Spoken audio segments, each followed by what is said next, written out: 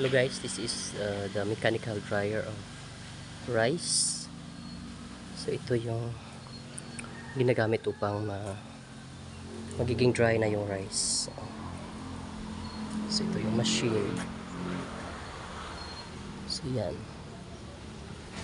Yung capacity nito ay 100 sacks plus.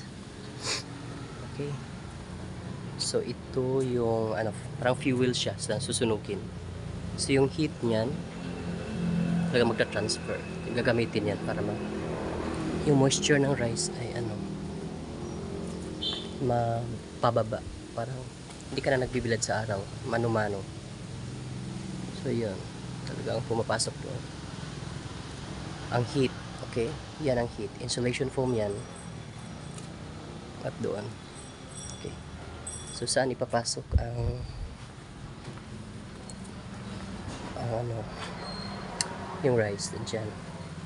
Tapos punta yan papunta sa taas.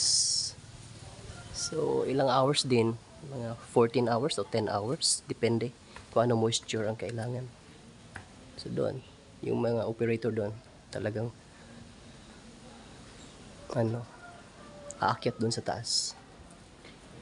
Okay, so yung may exhaust dito, exhaust ng mga moisture at saka yung dust din. Okay, so yung may din ito, may bayad.